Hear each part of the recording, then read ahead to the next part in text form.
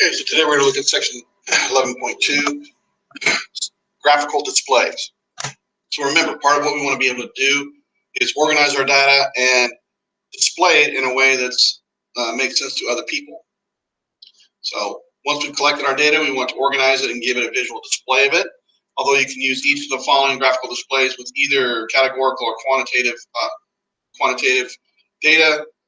Some work better for each type than depending on what kind of data you collected. When we have a large set of quantitative data, it's useful to organize it into smaller intervals or classes and count how many data values fall into each class. Okay? So a frequency table helps us get this going.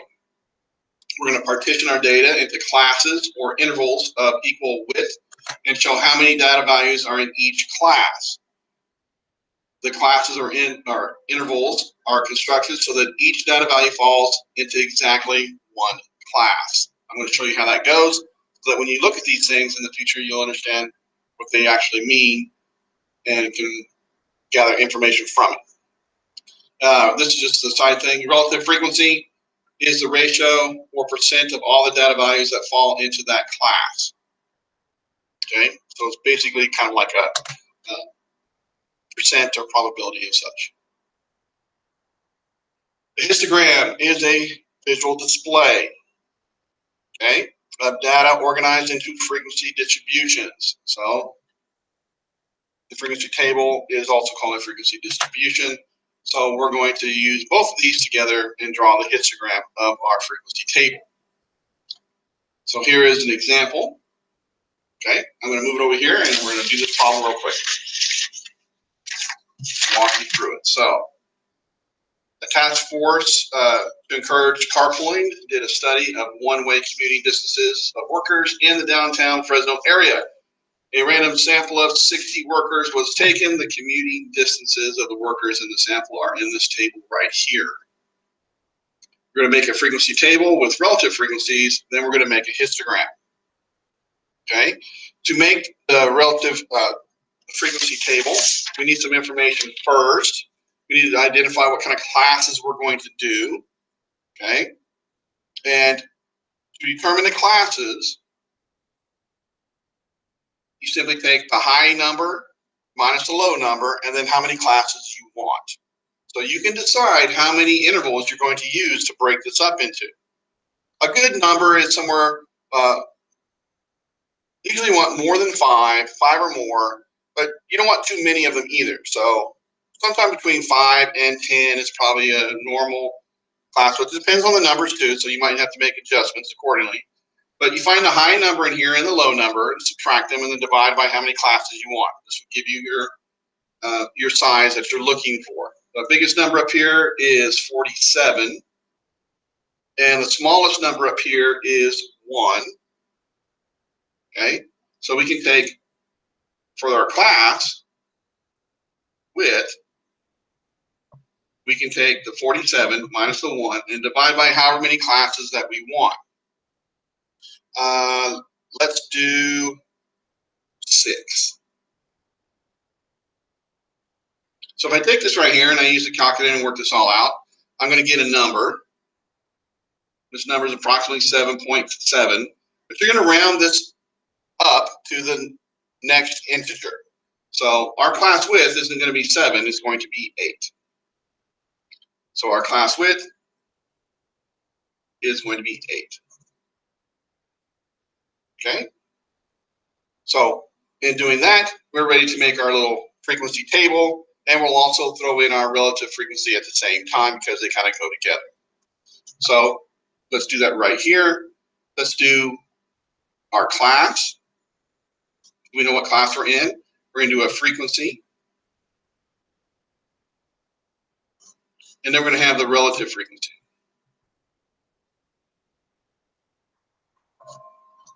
Okay, we'll make a little table real quick. So the first class is, remember, they're 8, so we're going to go from 1 to 8. And the next one will go from 9 to 16. And then 17 to 24. And then 25 to 32. And then 33 to 40. And then this will be 41 through 48. So what you do is you have to go up here and you have to count how many numbers are between 1 and 8, laying on this 1 to 8. Okay, and you can go through and start counting them. So you got 1, 2, 3, 4, 5, 6, 7, 8, 9, 10, 11, 12, 13, 14. There are 14. And you do that for the rest of them. And to save time, I already did this. We have 21 here. We have 11. We have 6, 4, and 4. For the relative frequencies, we're going to take these numbers and divide them by 60 because that is the total number of numbers we have. So this is 14 divided by 60, 21 over 60, 11 over 60, 60, 4 over 60, and 4 over 60. And then what are these numbers approximately using our calculator? And we're going to get 0.23, 0.35, 0.18, 0.10, and 0.07, and this is the same. So relative frequency, and we can use this to make what's called a relative frequency histogram, or we can make, what we're going to make is the frequency histogram. And this just gives you an idea of where the data lands in our table. We can see that the most of them are going to be in these area here, less as we get more and more. Okay, so we have, and then we can use this to interpret information. All right, I'm showing you how to make this by hand, but just know I'm going to show you how to do this on a calculator so that we can work on this together. Let me get mine.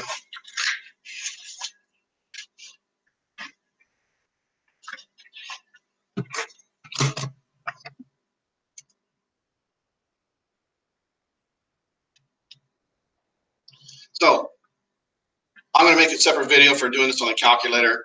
Right now I'm just going to do this one by hand, but I'll show you how you can type this data into your calculator and it will produce a histogram for you. Okay, what I'm showing you here. Okay, so right now I'm just doing this one by hand real quickly. And so let's take a look. We're going to start graphing our information. Once I have this frequency table, I'm ready to go. So what is a histogram? It is a connection of bars, okay, representing how many items are in each of these classes. Okay, so I'm going to set them up. The bars touch, so they have to touch. So I have to have equal spacing, the bars touching, and all that come into play. And so here's some things about the graph that we're going to talk about. First things first, this symbol right here. This symbol, if you do not know what this symbol is right here, it's kind of like a little heartbeat action that you saw on, like, you know, those little machines. Okay, it represents a break in the graph, and you can use a break in the graph when you want to start somewhere other than a normal scaling process. Okay, so if you want to break the scale, because technically you're supposed to start at 0, 0, and each mark you make has to be equally spaced apart. Okay, and if you don't have this, then these graphs can be very, very long. So this allows me to shorten up things that are far out on the x-axis to a smaller amount. Okay, so we'll talk more about this as we move along, but just know that that's what that means, and you can use this in many graphs that you do. If you can have one in the x-axis, you can also have one on the y-axis. So I do this so that I don't have to start at 0, 0, and I can start at my first mark for the beginning of this interval that we're going to start. Now, a histogram has to be set up in a way so that all the data values land in the rectangle we're going to draw in the class. We had values that are actually 8. Okay, if they have to touch, then I'm going to have a touching lines at 8. Well, where does 8 land? Is it in this first rectangle or the second rectangle? Is it on the line? Well, which does the line represent? The first rectangle or the second rectangle? So we have an issue there. So the way you fix this issue is you take the class, okay, and you're going to basically subtract a 0.5 from this side and add a 0.5 to this number, and thereby makes the histogram a little bit larger, and guaranteeing that all of those numbers land inside it and none landed here. So instead of starting at 1 to 8, we're going to start at 0.5, and we're going to go to 8.5. And then this one starts at 8.5, okay, which is 0.5 less than that. And we're going to add a 0.5 to this. So the next one over here is going to be 16.5. And then I just keep on doing this, and you can see how I can set my scale each and every time. And I'm making the widths exactly the same each and every time. So the next one's going to be 40.5, and the last one's going to be 48.5. So this helps me set my scale down here. And you can do this kind of thing on the calculator too, and I'll show you that in a later video. The frequency, you can scale it this way any way that you want. When I did it, I went by each line was 3.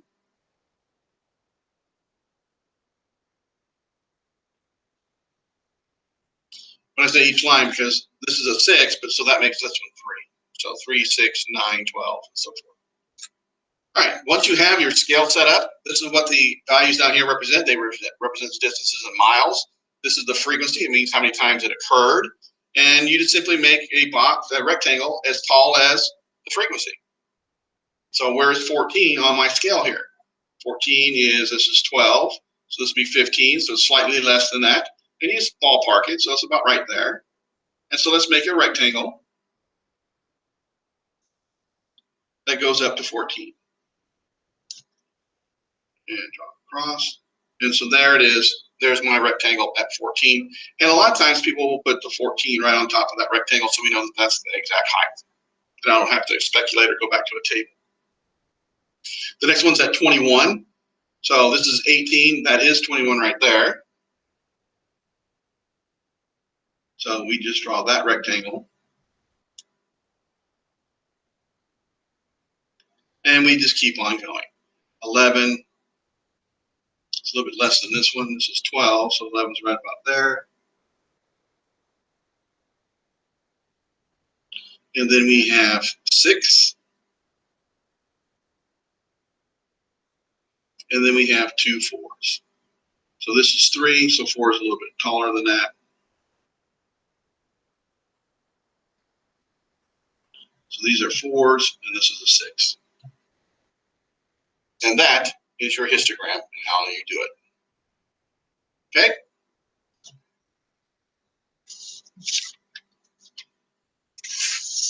So once we have the histogram, the visual display, I can see some characteristics about it. And then when I look at the characteristics, I can make decisions, or I can see what kind of the data looks like, and I can go from there.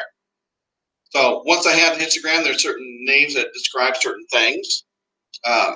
This right here would be symmetric. Anytime that kind of looks like the same in both directions like that. So usually what I do is I tell people just like, if I draped a blanket across these bars, what shape would it make? It makes this big symmetric looking thing, looks very symmetry and big little L-shaped, for lack of better words. If I lay it on top of this one, it looks just like a table.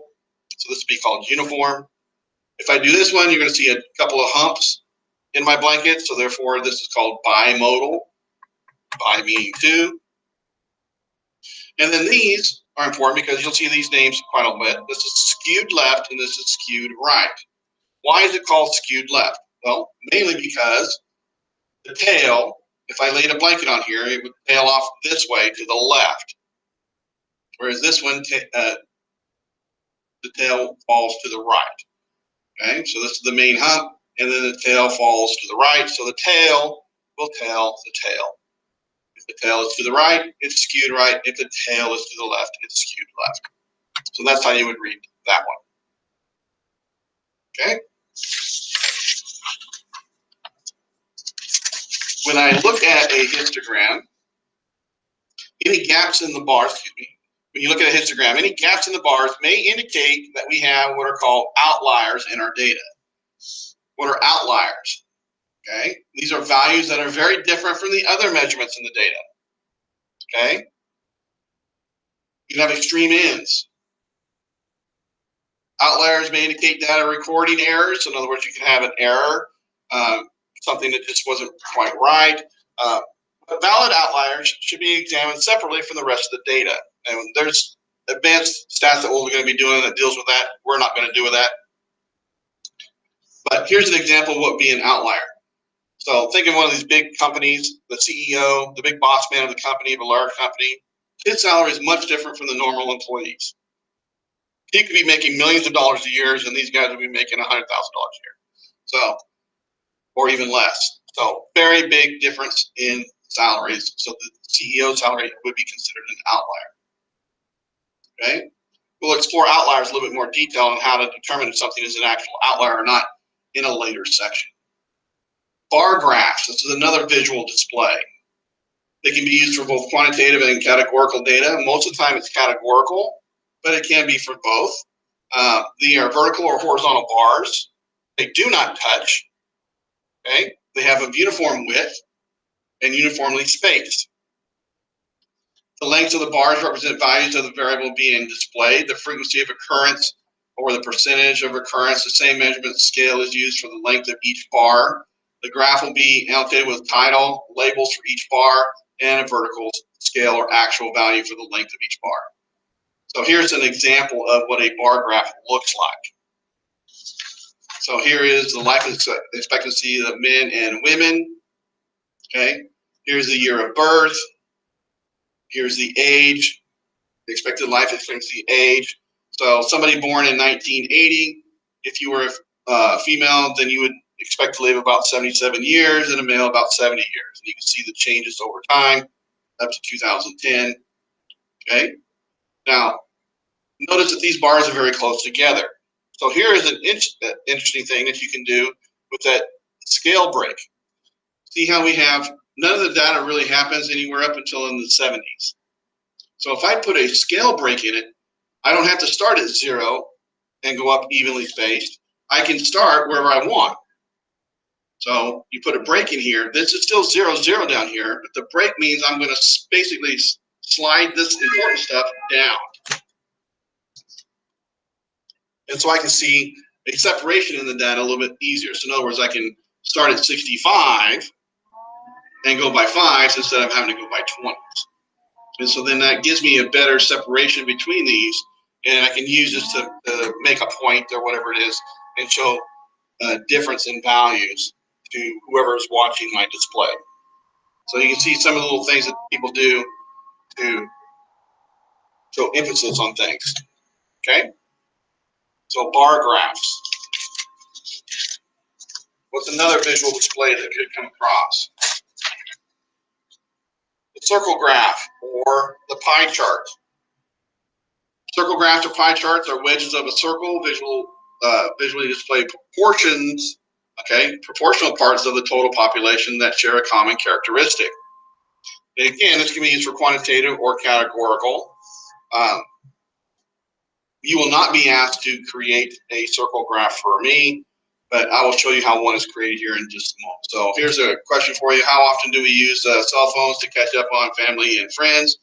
Results of a recent study conducted by the Pew Research Center of 3,042 cell phones users is shown in the table. Display the data in a circle graph. So here's our information. How often do you use it? Frequently, occasionally, rarely, never. So you see, these are the answers that we expected from our survey, and here's the number of times it occurred. So what you do is you find the percentage of each of these right here, and then you figure out this percent of the degrees of a circle. So if 29.4% of the data we received is frequently, then we take this and times it by 360, which is the number of 8 degrees in a circle, and we get the number of degrees I need to represent that wedge. So that's kind of how that's done. And then when you're done, you get your compass and your protractor and you draw your circle. Most of your spreadsheets programs will do this for you, so you don't really do this. You don't really create in statistics anymore things by hand. It's always done on the computer, so you can see how that will be done a little bit later. So here I made it by hand for you so you can see it. So I drew a circle, and then I measured off these angles. So you can see how you would place it in the circle. Since 29.4% are frequently, 38.2 is occasionally, rarely, and never, you can kind of see it. And they usually color code it so you can see how it pops a little bit more than this. Okay.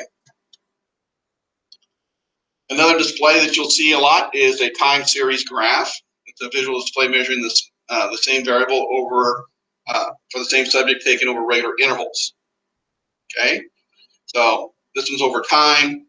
Here's an example. We have a person recording their jogging distance.